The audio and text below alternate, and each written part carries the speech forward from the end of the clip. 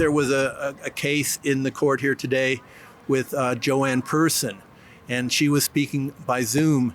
And the reason we have these big extravagant courthouses, it's very important that these are public institutions and it's transparent what's going on in these courtrooms. How do we know that people aren't just getting behind the scenes and making deals, quid pro quo, you give me this, I'll get that. That we can see what's going on. That's being denied to us. I know that the last 2 years have been incredibly demoralizing for the people across this country and across this province, but there is optimism out there with the lifting of the mandates, despite what the government might have you believe. It's my inclination that was directly related to the action taken by the protesters down at Coutts and across this country. Sydney Fizzard with Rebel News, and today we're here to talk about the tickets, arrests, and charges that revolve around the Coutts blockade and peripheral events. On February 14th, a warrant was acted on in the town of Coutts. Guns and other materials were seized, and 13 people were arrested around the same time by the RCMP, who claimed the group to be a criminal organization. This occurred during the time frame of the Coutts blockade, a peaceful demonstration that had the border crossing between Canada and the US closed on and off through the days of January 29th to February 15th. Once the blockade demonstrators found out there were potentially violent individuals within the region of Coutts, they called an end to the blockade and expressly advocated that violence was not on the docket for the blockade demonstrators and that peaceful resolution was paramount to their successes. After the events of yesterday and the news released that the RCMP made arrests and come forward with and the arrests resulted in long arm firearms, handguns, and protective equipment being unearthed. We as the Coutts Convoy have decided that as a peaceful protest and to maintain that narrative, we will be rolling out tomorrow morning at 10 a.m. On Tuesday, March 15th, the Lethbridge Courthouse saw an appearance of those arrested in the Coutts area who faced conspiracy charges. This court appearance brought a crowd of supporters who stood in solidarity with accused individuals. I challenge politicians, police officers, law enforcement agencies, and citizens alike to stand up, to stand together, and open your eyes and see the truth that is in front of you, and don't let fear hold you back. So we're here today because of the people who are arrested in Coutts on February 14th. These tactics, I think, are, well, for one, I want to say they're hypocritical, where they are claiming mischief or charging with mischief to these individuals, which is in the section which the warrant stated is about property being damaged, destroyed, and they're the ones who did that.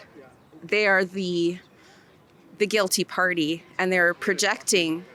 So I can confirm that we disabled three excavators. Yep. To prevent the equipment from being used in the illegal activity of the blockade. We're not fighting this fight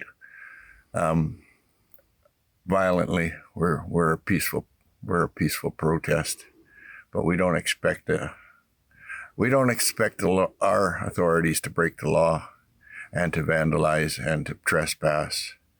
I think somebody should be held to account. There was a case in the court here today with Joanne Person, and she was speaking by Zoom. And the reason we have these big extravagant courthouses, it's very important that these are public institutions and it's transparent what's going on in these courtrooms. How do we know that people aren't just getting behind the scenes and making deals, quid pro quo, you give me this, I'll get that. That we can see what's going on. That's being denied to us. So the judges really have become a political class. I mean, here we are with posters acting in a very political way in front of a courthouse, but the people inside the courthouse have not shown that they're able to implement a rule of law in a credible way. Instead, they seem like you're just doing politics inside the prison. Some protesters mentioned Joanne, the Coutts resident who hosted other accused individuals on her property. Joanne actually was really surprised when I told her that we were having this today, and she got really emotionally overwhelmed. And she says, thank you. Thank you for supporting. Thank you for standing behind her when some people she knows and has been close with for so long have turned their backs. Prior to her arrest, we spoke with Joanne while attending Coutts blockade demonstrations. I got a lot of people living in my house, staying in trailers, showering, doing laundry. I feed a group over there because they're on night shift guarding the gas. Directly after the arrest in Coutts, we spoke with 2 local residents about the situation their community member had found herself in. They preferred to stay anonymous at this time, but said, quote, "I don't think the person that owned the house knew anything about it." Another person said, quote, "I feel bad for her because she probably wasn't even involved in any of it," adding that she was just, quote, "trying to just support people." Another alleges that, quote, "they needed something to sell the Emergencies Act." Protesters say Joanne has chosen to self-represent. However, many individuals facing charges have sought the legal representation of Williamson Law, who in partnership with the Canadian civil liberties charity the Democracy Fund have crowdfunded legal defense for individuals through truckerlawyer.ca. We reached out to lawyer Chad Williamson for further comment. So the firm currently represents around a half dozen individuals with criminal and regulatory charges relating to mischief and firearms offenses. All of these folks have been released on bail at this point, and we're still in the process of awaiting disclosure. So we're at the very start of a long road ahead. I think Winston Churchill said, this isn't the end, it's just the end of the beginning. The recent court appearance was essentially just an adjournment of the bail considerations for the 4 gentlemen that have been accused of conspiracy charges, which are very serious. All those folks have retained their own counsel, which in cases like this, it can be important, as some of them may be adverse in interest, maybe not. But typically these folks need independent lawyers that are just looking out for their interest, especially considering, some of the potential evidence that there may be on the table against them. Of the individuals that were charged with mischief and firearms offenses, the charges can have multiple years of jail time attached to them. But a lot of these, after if convictions are obtained, which again is way down the road, and that needs, these things need to get put through a rigorous scrutiny. It becomes a matter of sentencing, and sentencing is a very nuanced, holistic approach to the administration of justice. So for a mischief charge, just as an example, I know somebody that threw a gym bag at a speeding car and broke off the side mirror of the car. Mischief charge was laid, no jail time, small fine. But mischief can carry a very, very serious penalty of multiple years in jail. So it really is a consideration for the sentencing judge and submissions of counsel on how to mitigate or aggravate the sentencing.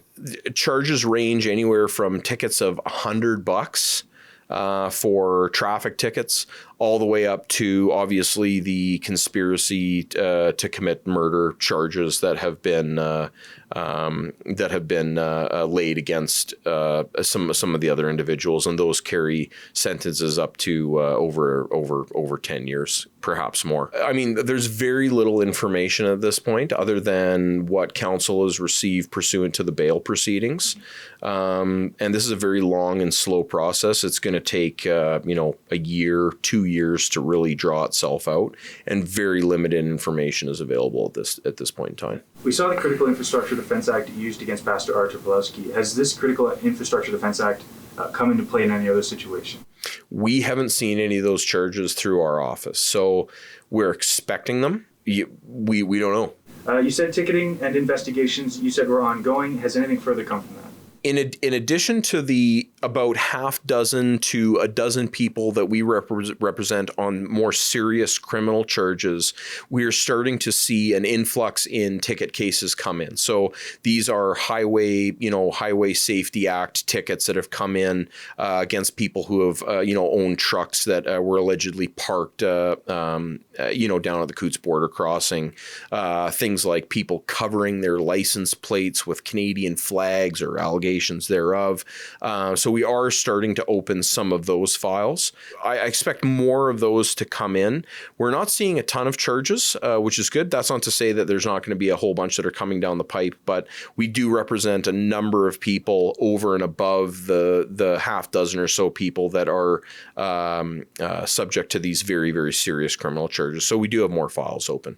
How is Williamson Law going to continue to fight for these clients moving forward? Williamson Law, in conjunction with the Civil Liberties Initiative, that we're a part of, we're going to continue to fight vigorously for the clients that have elected to use us as the law firm that's going to represent them, both on the serious criminal charges and or on just some of these, ticket cases.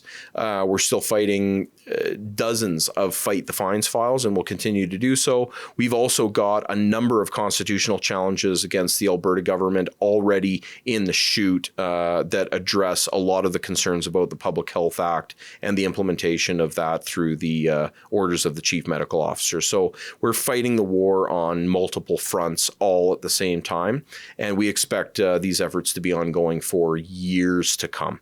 The wheels of justice grind, but they grind slowly. I know that the last 2 years have been incredibly demoralizing for the people across this country and across this province, but there is optimism out there with the lifting of the mandates, despite what the government might have you believe. It's my inclination that was directly related to the action taken by the protesters down at Coutts and across this country, and for that matter, across the world.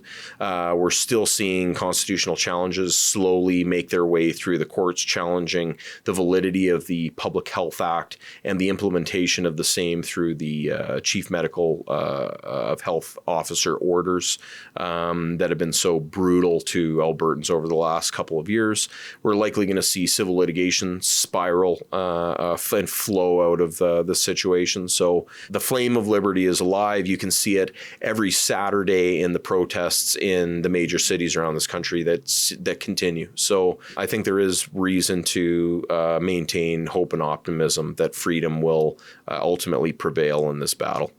As Chad mentions, there are more tickets and charges that lay ahead in relation to the Coutts blockade, and truckerlawyer.ca continues to accept donations for the legal defense of those targeted by authorities over these matters.